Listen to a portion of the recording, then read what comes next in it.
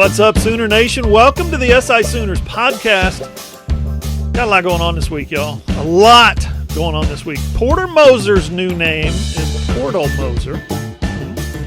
We got the spring game coming up on Saturday, and we are going to preview it for you right here on the SI Sooners podcast. Ryan is going to catch you up on some recruiting, of course, because that's what he does. Should have seen him grind last week. That was impressive. And then Ryan, I guess it's just not the offseason covering Oklahoma football without the Norman Police Department getting involved. Yeah, John, look, there's Arkansas wide receivers in the portal. Let's just hope that the Fayetteville PD stays out of the portal as well. They've got enough issues as they have. That's Ryan Chapman. He's over in Norman. I'm John Hoover. I'm over in Tulsa. Appreciate you guys listening to the SI Sooners podcast, and thanks again for watching on my YouTube channel. SI Sooners, Fan Nation affiliate, part of the Sports Illustrated Network. We're growing every day. SI Sooners is our website. Allsooners.com is the address. Ryan, let's start with the big news of the week, man. Last Friday, I got a call saying that at least one OU football player had been detained, possibly arrested by Norman PD on Thursday night in the parking lot of a restaurant at the corner of Lindsay and Classen. My caller told me who the football player was, said he saw it with his own eyes, saw his face, was 1,000% sure it was him. I made a few phone calls, I dropped a few text messages, and by Friday afternoon we were able to get a comment from OU saying that 2 student athletes had been suspended. Huge story, right? Well, still pretty nebulous. OU could not confirm their identities for me, so we didn't have it. At first we didn't have their names. The Norman PD could not confirm their names for me either, so we knew who it was, but we couldn't quite say who it was. Man, it was a mess. It was a mess. But then, by then, middle of the afternoon on Friday, it was all over the message boards, various message boards around the internet. And at this time, you knew where there was smoke, there was fire. So I got it confirmed by an OU source. Actually, you got it confirmed by an OU source, told me on Friday night. And then on Saturday morning, I spent about 2 hours listening to the police scanner archives. And yeah, it was true. Police dispatchers, officers on the scene identified both players. Trajan Bridges and Seth McGowan were the 2 athletes who were suspended by OU. That is all still unofficial from the school, still not officially confirmed by the police, but we know, again, a source at the university identified them off the record, and we heard their names on the scanner. We heard their names on the 911 call. But the investigation's still going on. OU has suspended 2 players. No formal arrests have been made. No warrants have been issued. They're still gathering information. My calls today were not returned, unfortunately. I think Norman PD's having some kind of personnel issues going on at the moment. Hope they get that resolved in a good fashion. Hope it works out. If you guys are watching this, stay strong. I did get a heavily redacted incident report, which was useless. Listening to the scanner and the 911 call, it was Bridges who was detained by the police on Thursday night, and then that's when they started looking for Seth McGowan and a third person of interest.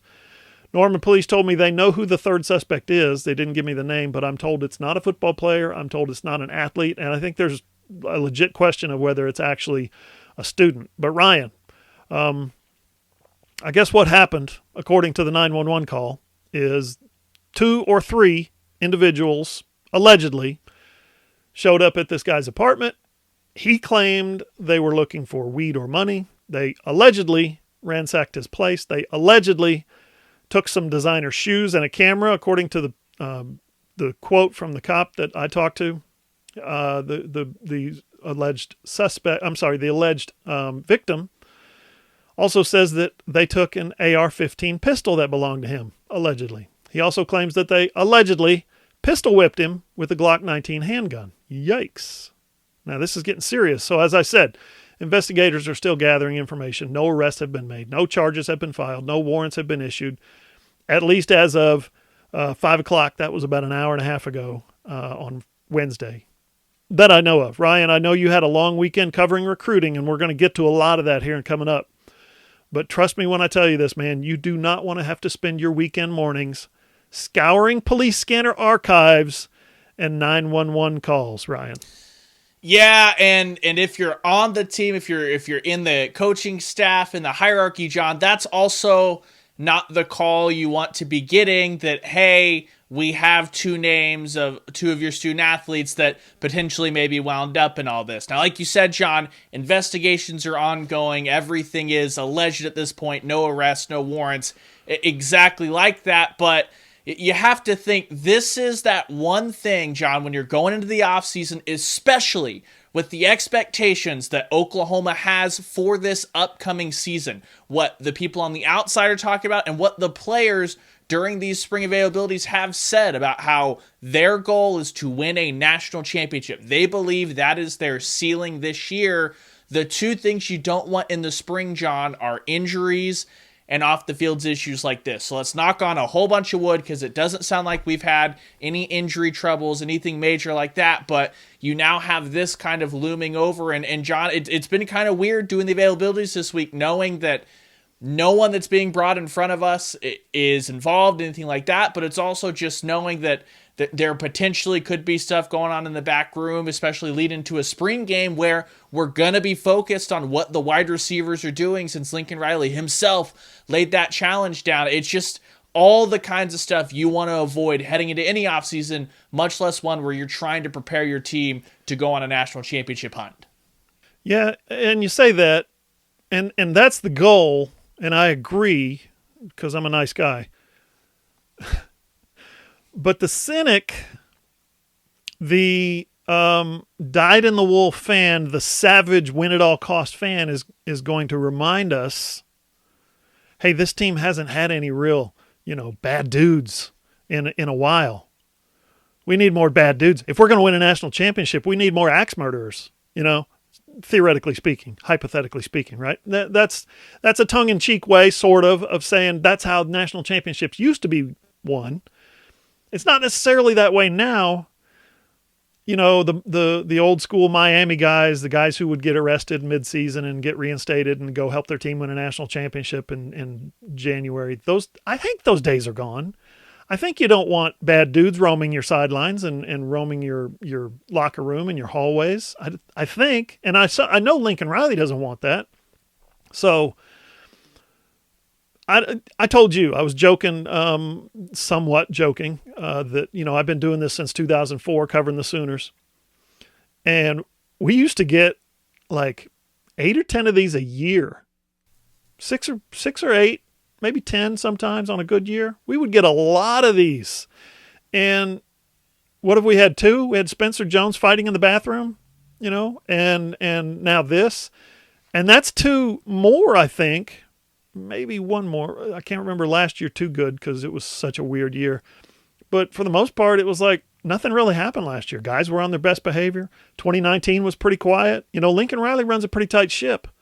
And so for this to be happening twice now in 4 months, some people might say, now I'm not sitting here saying I don't believe this. I'm not saying it myself, but I'm just saying there's going to be a faction of the fan base out there who are saying we need more gritty, street tough, pistol whipping. I disagree with that. I don't think you need them, but some people think you do. Anyway, I want to get back to the audio.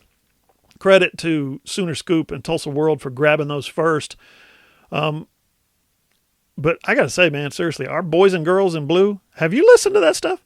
They literally speak in code. It's like 431. No, it's not. That's not right. It's like 431. And you're like, what'd they say? It's 604. It's like, what did I don't understand. Anyway, it's a nightmare.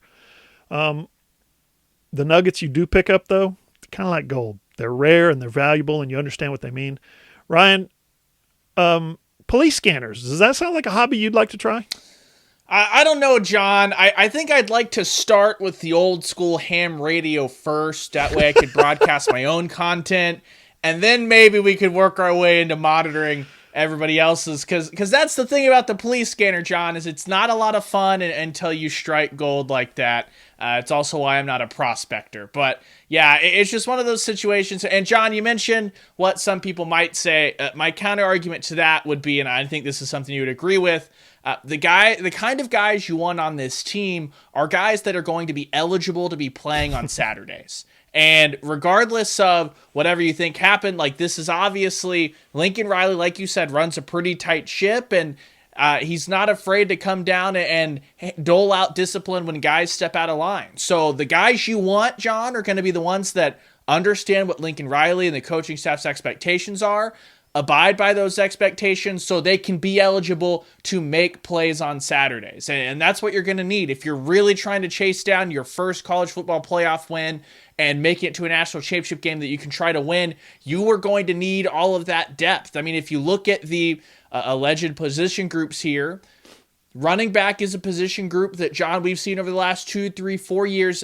They take a toll. They're decimated by injuries. We talk about how that started last year when you had no Ramondre Stevenson due to a suspension. You had no Kennedy Brooks due to the opt-out. How slim pickings that got. You're one injury away from being right back in that scenario. So you hope that when it all works out, that maybe somehow, some way things have got messed around and we'll see these guys on Saturdays. But as of right now, just how things look, you just have to wonder. The depth looks like it might be tested again going into the year.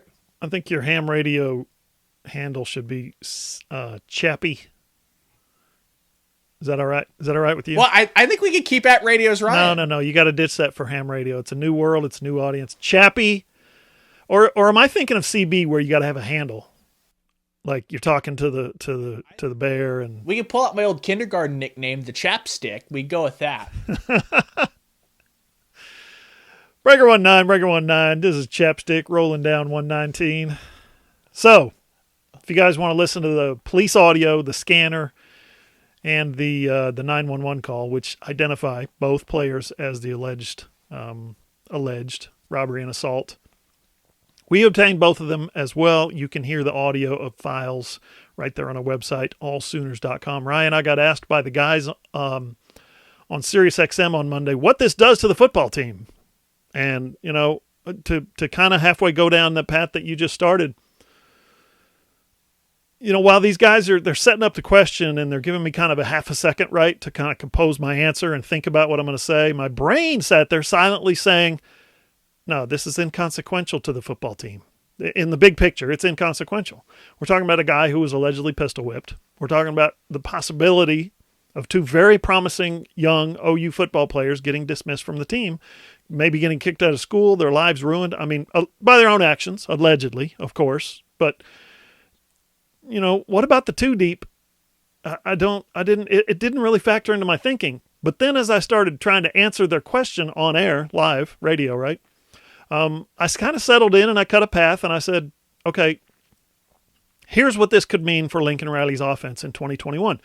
I don't know if I did a thorough enough job, but let's address that right here, Ryan. Beyond their being suspended and not playing on Saturday in the spring game, if this thing is true, if it turns out very bad for them and they're not on the team in 2021, or they're made to sit out for an extended period of time, how does this affect OU's offense? Because frankly, there's a lot of hype, as you mentioned, around this team for making a national championship run. You start kicking 5-star wideouts off the team. Does it change that dynamic a little bit? Yeah, let's start in that wide receiver room. And this is the one, John, where I'm not sure it makes as big an impact. Obviously, you want to go in with all the tools at your disposal, all of the talent that you can amass at the wide receiver position. But this is a group last year that it was missing Jaden Hazelwood totally due to injury. So you factor him back into the fold. Austin Stogner, similarly, we're going to slide him over to the wide receiver discussion just for now. Had that very scary injury at the end of last year, but by all accounts, he appears to be back, ready to roll. So you've got him healthy. You've got a Marvin Mims who was outstanding last season and sounds just as motivated as anybody else to take that step. You have to imagine a guy like Theo Weiss will want to continue to develop and wipe away what was not the best season for him. Then let's not forget Old Faithful, John. You got Drake Stoops, who's still in the mix competing. Bring in a Mario Williams, a Cody Jackson. And I'm just not sure you're going to miss Trajan Bridges a whole lot, John. Yes, he's got all that talent in the world, but as a freshman, limited snaps, that makes sense. We get it. Didn't touch the field until the Big 12 championship game last year. Like, it's hard for me to even factor him into the plans until we see him play a major role in this offense. And if this all turns out to be true, if he misses an extended period of time or is with the team in 2021, we will continue to not see what this offense looks like without him. So I'm not sure it's a huge blow. Where it gets kind of interesting is that running back room. Obviously, Kennedy Brooks and Eric Gray, you would think those guys would be able to handle the load. They're both very versatile, especially what we're hearing about Gray and his ability to do a little bit of everything. But even if it's just, hey, what if, heaven forbid, some guy rolls an ankle and you're going in all of a sudden into the Cotton Bowl with Kennedy Brooks, maybe Eric Gray is the one that minorly rolls his ankle but just can't play at Texas. Now you've got Mikey Henderson, who's never played running back full-time behind him. You've got Marcus Major, who kind of tumbled down the pecking order last year when there was a vacuum at the top for snaps. Like, the room gets very thin very fast as far as experienced, bona fide guys, and McGowan was supposed to be that third guy, John. He was great in the passing game last year and kind of came on strong there toward the end of the year. So I think that while on paper, if everything goes right, if everything goes perfectly, you might not really notice it. But, John, this is football. This is college football. Unfortunate things happen, injuries happen, things like that, and you might need them for a game or two. Up next on the SI Sooners podcast, we're giving you the end-all be-all preview for Saturday's spring game. Hey, listen up. Spring is here, but you know the seasons in Oklahoma. Hot one day, cold the next. That's a lot of work for your heating and air unit, but the guys at Trade Pros got you covered. Sign up for one of their no-hassle service plans. They'll come out twice a year and tune up your AC and your furnace, and you get priority scheduling and discounts. Just call Chris at Trade Pros, 405-316-0598. That's 405-316-0598. Or go to TradeProsOKC.com. Hey, are you a business owner looking to get your product out there to the masses? Let's say you run a hotel in Norman or a car dealership in Oklahoma City or a restaurant in Edmond, or maybe you're a small online business who creates and sells OU merchandise and you just want Sooner Nation to come sample your wares. Well, then consider advertising in this space right here on the SI Sooners podcast. SI Sooners reaches thousands of readers, viewers, and listeners literally every day, and the SI Sooners podcast is the ideal place to find your next customer. To advertise, send an email to allsoonersi@gmail.com or DM us on Twitter at all_Sooners.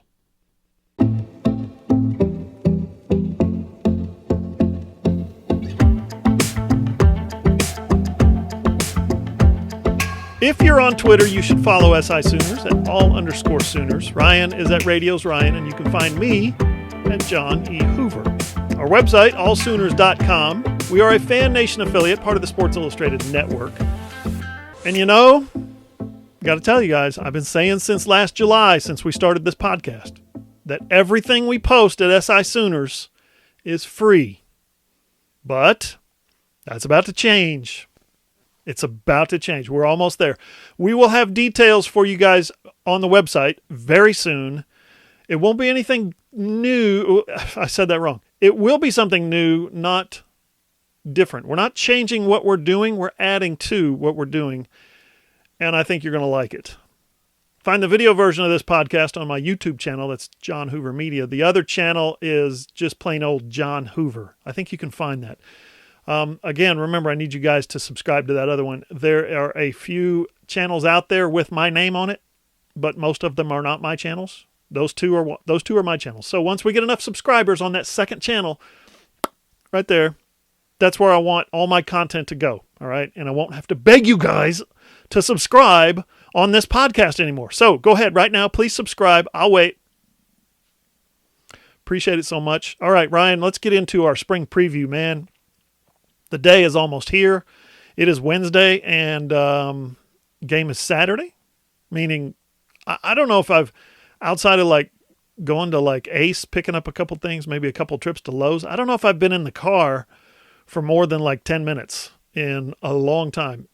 Since my last trip to Norman, was it? I don't even remember when that was. It's been a while. Anyway, we got off the Zoom call today with Cale Gundy and two offensive linemen, Andrew Rame and Robert Conjal.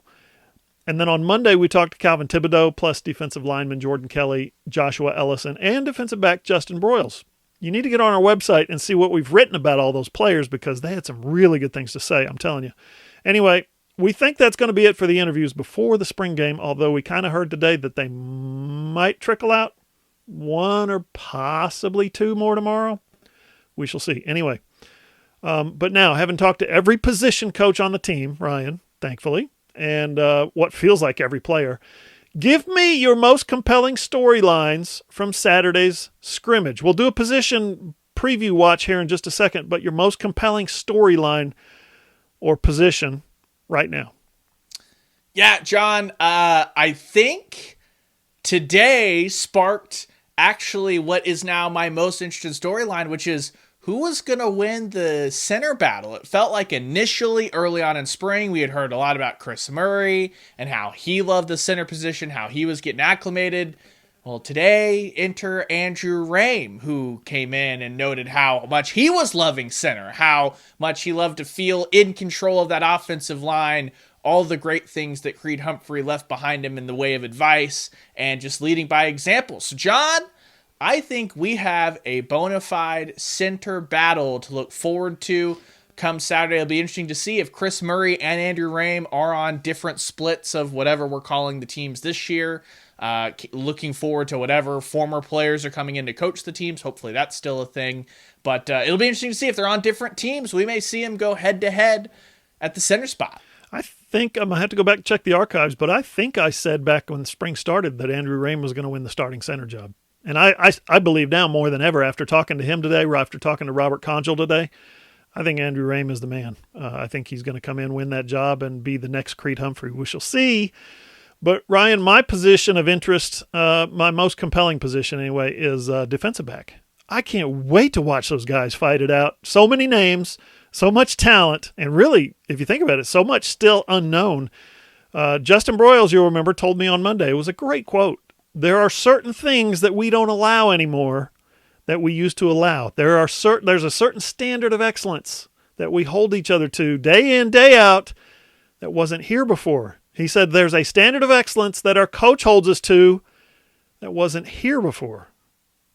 So that's what we call the hammer quote in the business, right? I mean, Broyles is a senior. He's seen some things, man.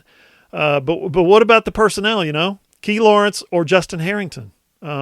Both guys I think are talented enough to be starters, but both guys may end up starting the season on the bench. Do they have the experience yet? Absolutely not, of course.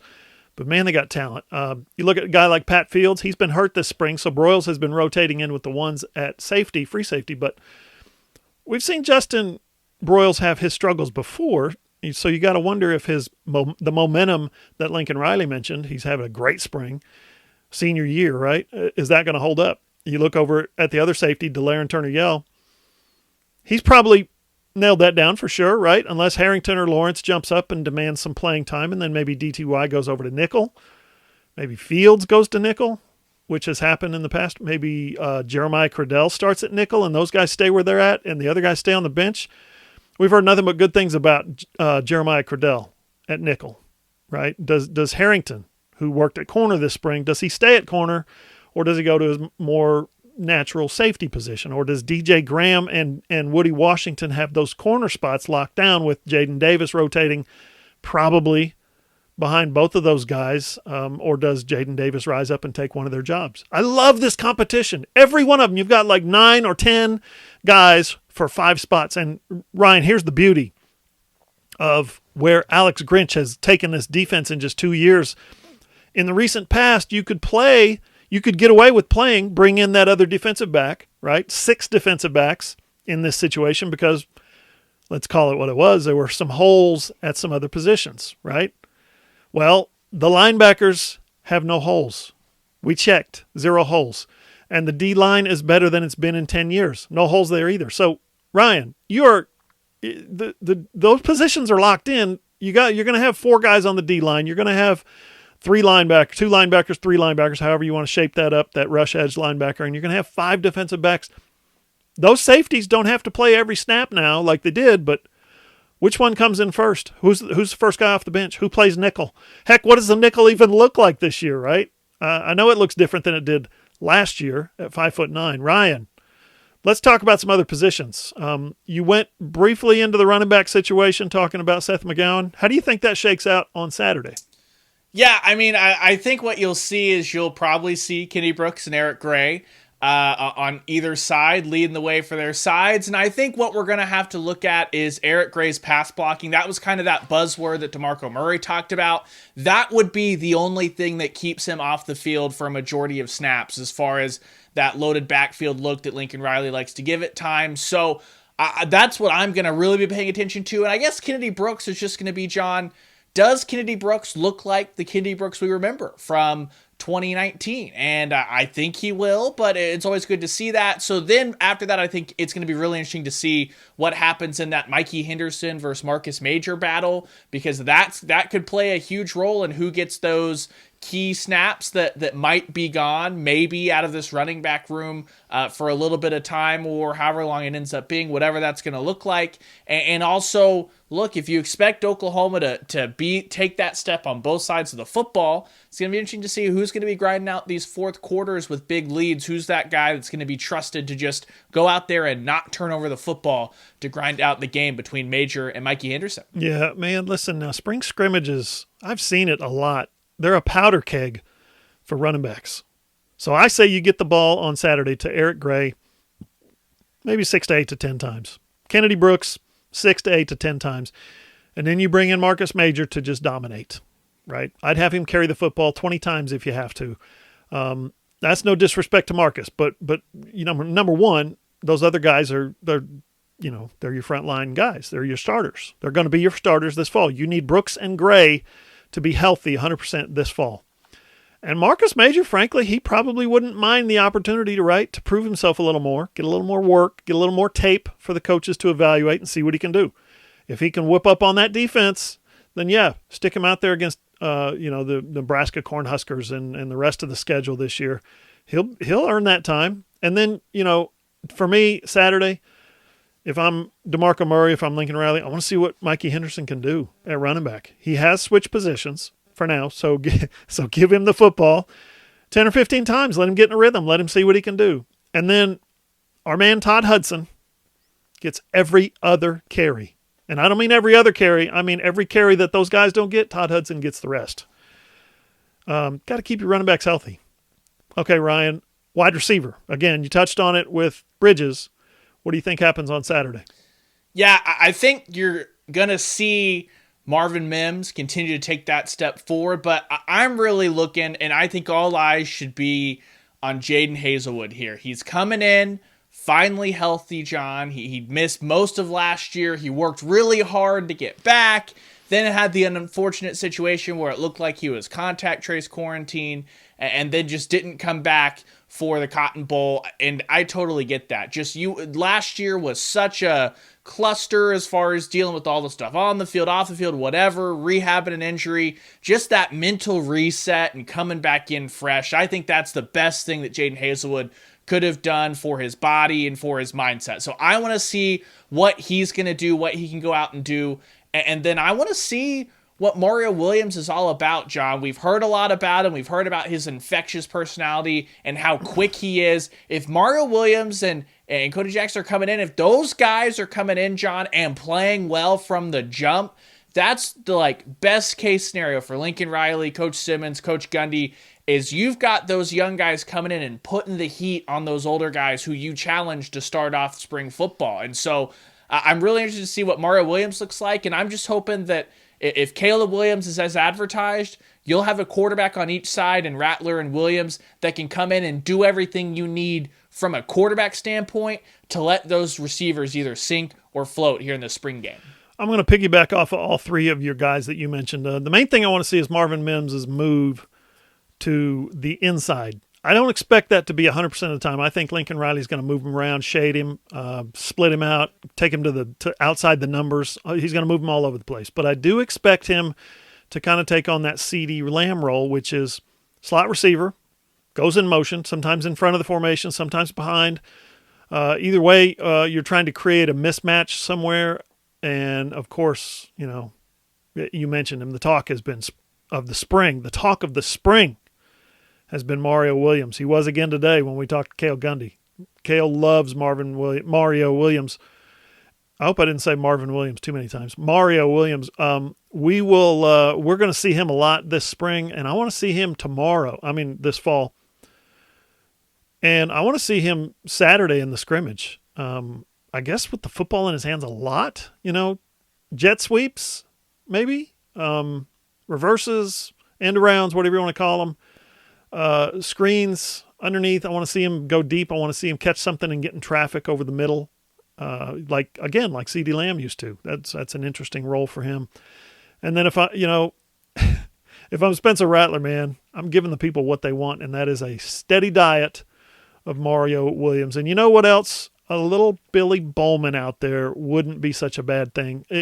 Even if you don't mean it, if you're Lincoln Riley, just give your first 3 or 4 or 5 opponents something else to have to spend time looking at on film and practicing for. And then you mentioned Jaden Hazelwood, man. I think people are waiting for him to do something great, but it doesn't have to happen on Saturday. This is a scrimmage. This is a spring practice. It's been 12 months. If his knee is not, if it's not 100%, if it's 85% or 90%, then don't push it. Don't bother. Don't worry about it. Making plays is what next fall is for. Ryan, you mentioned Caleb Williams. I can't wait to see how far along he is. He's obviously physically gifted, but he's been here now since January. He's had a playbook since a little bit before that. So where is he mentally as far as picking up the offense? Listen to this. Lincoln's got a way of spoon-feeding his quarterbacks without letting them know he's spoon-feeding them. Like, when a little kid sits in dad's lap, right, and acts like he's the one driving and everybody's having a good time, but really it's dad. He's totally got his hands on the steering wheel down here, right? Well, that's what I think Lincoln Riley does to his young quarterbacks. He lets them think they're driving, but he's actually totally steering the ship. What do you expect to see from the quarterbacks on Saturday, Ryan? John, I honestly expect to see great things because we know Spencer Rattler, he's said it. He's trying to take that extra step forward. He's had an entire spring where Lincoln Riley is paying that attention to him that Lincoln Riley pays to his starting quarterback. So I expect to see Spencer Rattler coming along, and I too am excited to see Caleb Williams. Look, I know for a fact that there's been excitement out of the Williams camp as to what he feels like he's done during the spring so far, and he feels like this could be an opportunity to go out and put on a show on his own. So I think that there's going to be a little bit of competitive spirit there of you've got Rattler not only wanting to show that he can do it, obviously he's taking that step forward, but I think you've got a guy who doesn't want to get shown up by the young buck on campus, and you've got a younger guy who understands that there's not a quarterback competition, anything like that, but he wants to say, look, I'm every bit as good as the guy that's starting right now, and here in a season, I'm going to treat you guys to a lot of fun. So I think it could be pretty competitive, and it's the competition, that healthy competition that you want, and that's why Lincoln Riley's never afraid to bring in those big guns into that quarterback room and have them all there together, because that competition just breeds excellence. You left out Micah Bowens. Ryan, on defense, we hit on the defensive backs. Oh, did I? What about those linebackers? I don't think Deshaun White is in danger, right, of losing his job. He's a 2-year starter, and he's been pretty good. But with David Agwebu right behind him, I think Deshaun White's going to have to be better, a more dynamic, a more consistent tackler. What do you think?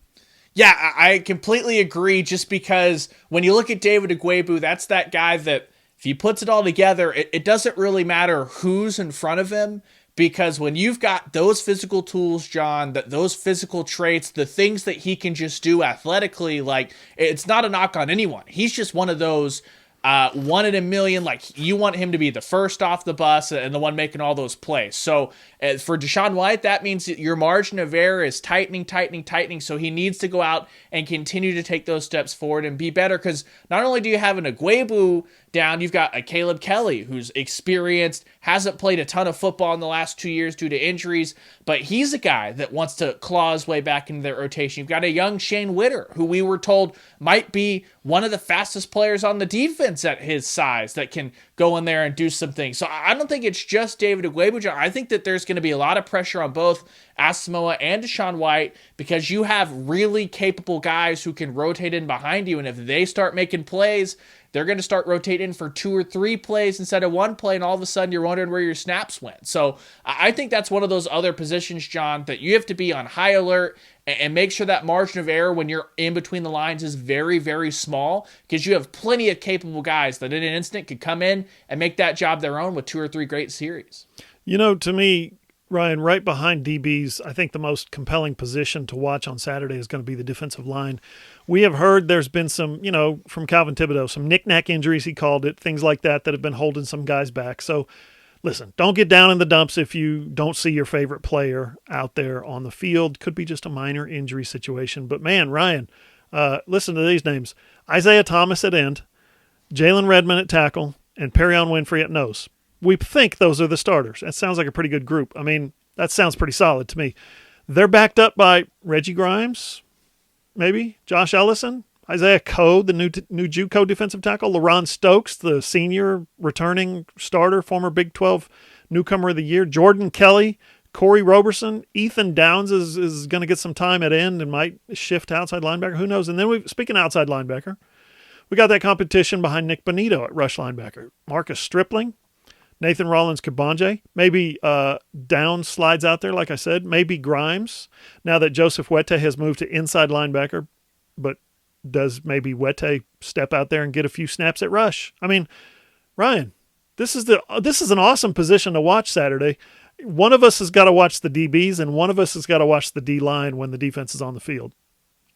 Yeah, for sure. And I think that this just kind of is a testament to what Grinch and that entire coaching staff have come along and done, that we're going to be watching very, very interested, especially the defense, all the way through the spring game, John. Like, I can't imagine that there's going to be a 5-minute window, even at the very end of the game, where when you start to look at the guys that are out there and go, gosh, none of these guys could ever be anything. I'm glad that they got their run out. Like, that is not the case anymore. The guys that are being brought in, are they all going to pan out? No, of course not. There's just a certain number of snaps that you can give at practice and in the games. Like, not every guy is going to be a breakout stud, but these guys could be. They've all got a physical tool or something that leaves that door open, that makes you optimistic that, hey, this is a role they could grow into. So it's going to be very interesting to see, especially that second rotation in. With the ones, with the guys we think they're going to be the ones, all eyes are going to be on Jalen Redmond, understandably opting back in. But I think that those second and third waves are just as compelling, because those are going to be the guys, like, you're looking for candidates of breakout guys. That's who came out of nowhere. And Isaiah Thomas last year, coming out of the spring game, were we saying that Isaiah Thomas is going to be openly campaigned for Big 12 Player of the Year? No. So there's one of those guys that could come in and be the story of the season in the fall, and it's going to start with little flashes here in the spring. Up next on the SI Sooners podcast, Porter Moser has been busy. Also, Ryan has some seriously hot recruiting news for you guys. Guys, spring has sprung, and you know what that means. Lawnmowers, weed whackers. Listen, if you've got weeds sprouting up everywhere like the rest of us, then Manscaped has just what you need. They are the industry leader in men's grooming products below the waist or wherever you find those unwanted weeds. And we're going to tell you how to get 20% off your entire order. Ryan? Yeah, John, look, we're on the other side of Easter. That means as planting season has arrived, you got to pull those weeds before any of the good stuff can come up. So that's what the Lawnmower 3.0 is exactly for, John. We've told you before, it's got that skin-safe ceramic blade, the LED light so you know exactly what you're doing. And hey, it's even got that great moisture-resistant coating on it, that outer body, so you can take it into the shower with you for all of your spring cleaning needs. Now, just remember, Manscaped makes a great gift. I've told you before, Father's Day's coming up. I've ordered some for the men in my family. Don't wait till Christmas. That's too long. SI Sooners podcast listeners get 20% off, but you got to do it soon, right? It's the promo code SOON. You get 20% off and free shipping when you use the promo code SOON. SOON, promo code SOON. Manscaped.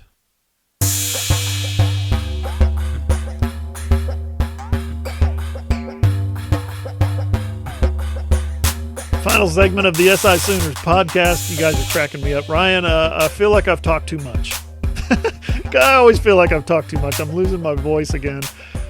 I'm just going to turn this thing over to you and your vast knowledge of radio experience and how to keep this thing going. I was told this is the signal for keep it going. Keep it going. Stretch it out. Stretch it out. I'm going to let you talk about the new basketball talent that Porter Moser has been turning over. He's been turning and burning, basically, in the transfer portal. Okay, you got 10 minutes. Go. 10 minutes. Perfect. Let's buckle in. But seriously, the three guys that he's brought in after all the talent that left, Tanner Groves, who's the Big Sky Player of the Year. His brother's Jacob Groves, who's a little more of a swing man, but very effective, very fundamental game. And then Jordan Goldwire from Duke. From Duke? Okay. Now you got 9 minutes, Ryan. Go. Well, perfect. First off, anytime you bring in a Duke Blue Devil, that's going to really excite some people. The Sooners got in on that Tobacco Road, the Research Triangle trade, it looks like. Sending Brady Manick to North Carolina, bringing Goldwire in. But look, Goldwire, from what we know at Duke, he could turn out to be something totally different, playing under a new coach in a new system. But he's a very smart player, shooting guard type, will play off ball. He led the Blue Devils in assists last year, John, with 4 a game. Wasn't a massive score, but he's one of those guys that's going to come in, play great defense, and make great decisions with the basketball. So to me, if you're looking for portal guys, if you're going portal diving, that sounds like the ideal place to start. A building block type guy that can do exactly what we know Porter Moser wants him to do, which is play great defense, and then that'll lead to great offense in transition. If he's making the right decisions with the basketball, he can be one of those guys, one of those trigger men to initiate fast breaks and get OU running up and down the floor. Then you turn to the Groves brothers. They've already done something that OU fans are going to love, John, which is torch Kansas once. Both of them had great performances against the Jayhawks in the NCAA tournament, and you feel a big need, especially when you're talking about Tanner Groves. You're getting a dominant big as well, something that the Sooners haven't really had. You've had guys like Brady Manick, like Christian Doolittle, that are bigs, but that they kind of want to play more of a guard game, play on the wing offensively. They'll slide down low if they have to. No, this is a big that can get it done under the bucket, can feast down there, and it might be the best center play we've seen in Norman since Romero Osby, so that's going a way back. Then you bring in his brother as well.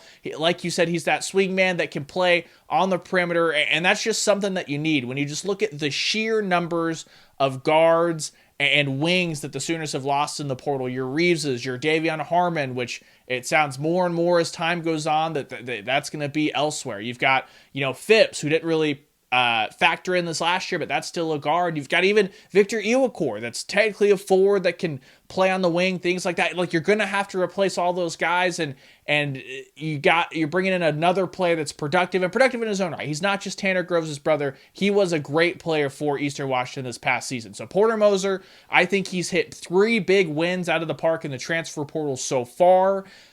Does that mean you're going to end up with a Bryce Thompson? I would be surprised. You're obviously striking out on some of the other guys. The Creighton kid as well is one of those guys. But look, you're not going to get them all. And with the new coaching staff coming in, you've got 3 great foundational pieces. I think they're in a great spot. And it sounds like even you might get 2 years out of the Groves brothers. Yeah, Ryan, I like all 3 of those guys. I like their game. In the Groves brothers now, you're talking about, you think the way basketball has evolved, you think you get a 6'9" guy who can shoot threes, right? Well, he's a 34% three-point shooter, I think. 34, 37, something like that. Same with his brother, around 34, 37%, whatever it was. They're probably mixed and matched. Anyway, you look at their overall shooting percentage and you're like, wait a minute. That's really good. Inside the three-point line, both guys are shooting 62%. I said 62%. What does that tell you? It means they work for layups, they know how to get mismatches, they know how to get down low, and they can hit a mid-range shot. So that's impressive. That's something that Porter Moser is going to really, really be able to exploit. And then, like you said, they almost cooked Kansas in the NCAA tournament. Both those guys had a great game against Kansas. I think 58 points combined. They lost the game, but and then you could pick up a guy who played at a school by the name of Duke for a coach by the name of Kay. So now it's on Moser to kind of figure out how to maximize what all the 3 of these guys can do and utilize them in a system. Simple as that, right? No problem. Here's the deal. Everything's new, and I think that sounds bad, right? Everything's new, sort of. Like, we got to learn a bunch of new stuff. Well, guess what? That's the way college basketball is now. I heard the most recent number in the transfer portal is like 1,400, which is, help me out on the math here, Apparently more than there are scholarships available for. I'm not sure understand how that kind of math works. If a guy leaves school A, it opens up a scholarship. If he enrolls at school B, that fills that scholarship. I don't know. New math. Anyway, Ryan, we'd be remiss if we didn't tell people about the trip that you made to Dallas last weekend.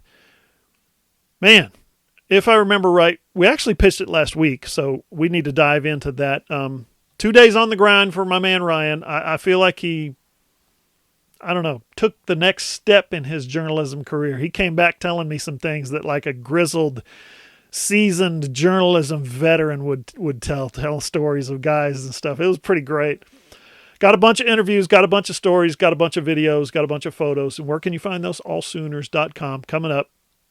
Ryan, what were your big takeaways from last weekend? Well, the first one is that you mentioned it earlier in the podcast. You have barely left Casa de Hoover since all this started. I feel like we are living two very different experiences. I've been road tripping all over the place just in the last couple of months. But other than that, first off, we hit up the championship 7-on-7 event in Dallas. Over 100 teams coming from all over the country. There was a team from South Florida there. The Bootleggers 7-on-7 franchise from Louisiana was there. A lot of great athletes there. But the headline news was we saw a lot of great guys across the 2 days. And for a while there, it seemed like the OU connections just weren't going to be there. So while I'm doing some great work for our friends over at Sports Illustrated All-American and kind of building some of those bonds, I was worried, John, that it might be a little barren on just the strictly Oklahoma side. But don't worry. As you always say, the beat provides, and it provided in a big way as we stumbled upon Oklahoma wide receiver commit Jordan Hudson of Garland, Texas. His team, the New Breed, they made a run all the way to the finals, winning the entire thing, made it back in time from the Elite 11, which we'll get to in a second, to see Hudson and his team take on the College Station, basically, in the finals. And Jordan Hudson lived up to the billing, John. Every single time that he wanted the football, you could just tell. There was an explosiveness. There was a violence out of the breaks in his route running. And, of course, the ability to go up, high point that football up over defenders in traffic, bring the ball down, make those competitive catches. Basically, everything you've wanted to see out of an Oklahoma wide receiver, we saw it in about a 30-minute game of 7-on-7. So, very excited to see what he does. We have an interview with him that ran. It is on allsooners.com. Please go click on it. He goes into detail about his visit, his plans on his visit to Oklahoma, all that lovely stuff, and what he's looking forward to doing this fall before he graduates. So that was great on that front. And then we also got to attend the Elite 11 Dallas Regional, John, and you've got Quinn Ewers. He was formerly the Texas commit, now the Ohio State commit. You got Caleb Klubnik of Clemson. Those two guys really feel like they could be, they told our colleague, John Garcia of SI All-American, that they feel like they could be the next Justin Fields, Trevor Lawrence type rivalry. They've got the schools right. They've got the talent right.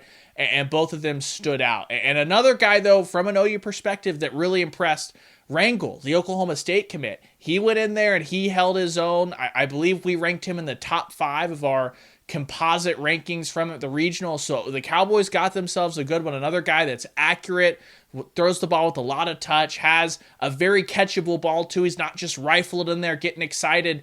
It looks like the Cowboys got themselves a player that can really operate Mike Gundy's system down there in Stillwater. So something to look out for, obviously, as far as the 2022 recruiting goes for Oklahoma quarterbacks. You nailed the Caleb Williams sweepstakes, which means you might come up empty in 2022 and 2023. You'll have all eyes on Nelson down there in Southern California. So it's not a panic button moment by any means, but it is notable. The Cowboys got themselves a guy that looks like he could be a player. And I guess the important thing, too, is that Ewers going to Ohio State all the way. So one of the nation's best quarterbacks will not end up in Austin there from that. I mean, Ryan, I went to the one here in Broken Arrow. It was like 4 miles from my house, kept you from having to go to Broken Arrow. That's true. I also went to one in Dallas. Come on, let's not. That's a long drive for me. That's like Dallas and back twice for you. That's fair. You do double the time there. Ryan, one other bit of news that we should get to. I hope nobody was planning to spend Saturday looking over through the binoculars over the jersey numbers, right, to find Obi Obialo, because he ain't on the roster anymore. He's just not. Now I'll say this: we don't know exactly why he's not on the roster. We don't know if it's like something perfectly innocent and he just, looked around the receiver room at all those talented young receivers and said, I think I'll hang up my cleats. Or if it's something a little darker and got himself into hot water, allegedly. We don't know. We're no idea why he's not on the roster. I asked the proper authorities, Ryan, and I was told to refer all questions about Obi to head coach Lincoln Riley, who I don't think is going to be available for comment. I don't think until after the scrimmage on Saturday. He might pop up tomorrow, about a 5% chance. We'll see. Anyway, Ryan, I was hoping a guy like Obi, who has been hurt a lot in his career from high school to OSU to Marshall to Oklahoma, I was hoping that he'd be able to come in and make some plays and end his career, the right way, catch a couple of touchdowns, whatever. I don't think that's going to be happening, at least not in Norman. Okay, Ryan, last thing. Did you watch softball last night? I did. All right. The Sooners, as we know now, will not finish the season undefeated. They will not run rule everybody. The streak is over. OU lost to Georgia 7-6 in 9 innings, and then they turned right around and promptly stomped Georgia into the dirt 12-3. Yeah, probably should have been 12-0. Had a freshman pitcher in last inning, whatever. Anyway, couple of things, Ryan. One, I've never seen a batter hit a ball over a fence and then forget to touch home plate. Baseball's been going on since like 1859 or something like that. I'm sure it's happened, but I've never seen it. I've never heard of it. That happened last night. Georgia did it. Speaking of Justin Fields' sister did it. Jaden Fields. She's unbelievable, though. Just a mental block right there where she hopped over the plate. Forgot to touch. She kind of redeemed herself, though, with an RBI, I think in the 7th, and then had the game-winning hit in the 9th. She's really good. I just thought OU was flat. Emotional rivalry series. Think about it. Against Texas. Sweep the Longhorns. Tell everybody about your RPI and flex, right? Do all that. And then you get on a plane and go to Athens and play a doubleheader. They were tired. They were sluggish. And then I thought the other thing, Ryan, I thought there might have been just a little fatigue lingering from that. Remember that last-minute bus trip to Ruston, Louisiana? Remember that? Rain out in Wichita, COVID in Waco. Hey, instead of taking some time to recover and recoup and kind of rebuild your bodies by resting, let's go get on a bus for 9 hours and go play a doubleheader. I thought that was a bad idea at the time. And I think I told you, Ryan, I'd have probably given the team the weekend off. But then they went and played those 2 games, and it's like, okay, still playing. But then you hear from Patty last night, Patty Gasso. She said basically, we needed to be humbled. We needed to see what it feels like to lose because we're not that good enough yet. We're not there yet. She said it. We're not good enough yet. And then post-game conversation I was having with my wife, we got our story filed at All Sooners. She reminded me, too, that trip to Louisiana, hey, man, it's all part of this process. They were supposed to go to Waco, but instead they went to Louisiana. How do you play when you're tired? That's what Patty wanted to see. Because you're going to get tired in the NCAA tournament. You're going to get tired in the regional. You're going to get tired in the Supers or the World Series. How does your body respond? And so I got to say, I've changed my mind. That was not a bad trip to Louisiana. Who cares if they lose? It does a body good to lose once in a while, Ryan. What this team wants is so much bigger than some, awesome winning streak. Yeah, and I thought that, too, you walked into that exact situation that they're going to have to look to avoid, specifically in the Women's College World Series, which is you've got a team with one ace pitcher. Georgia's starting pitcher, forgive me, I'm forgetting her name right now. It's escaping my mind, but she's a stud. She held Florida, made them sweat it out, eke it out when they played in the SEC, all that stuff. And this team has to understand, and I'm sure they do by now. I'm sure they did before the Georgia game. They just had an off night. Is that when you carry around that huge record, when your lineup has the gaudy numbers that they've got, you're on pace to set all the records you want. You're going to get everyone's best shot because they're going to get so fired up knowing that's the only way they can go out and compete. So they had to deal with facing an ace pitcher like that. They still did their normal OU things. I just think they had a few errors mentally, just not really at their tip top. best behind the dish. And then in the field and in the circle, they had just one or two things that we haven't seen all year long from them.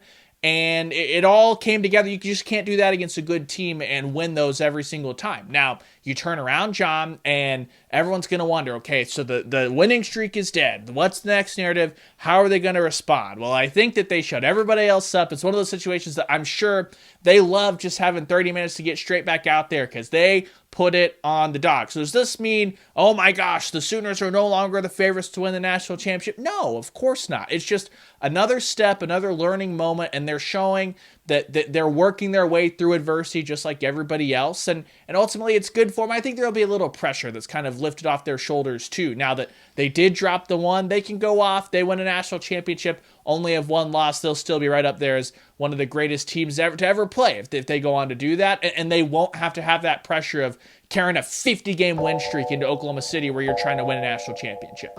Listen to the SI Sooners podcast on iTunes, Spotify, Google, iHeart, or wherever you get your podcasts, or on your Amazon-enabled device. Just say, Alexa, play the SI Sooners podcast. Or you can always go to our website, allsooners.com, find our podcast there. It's on the link.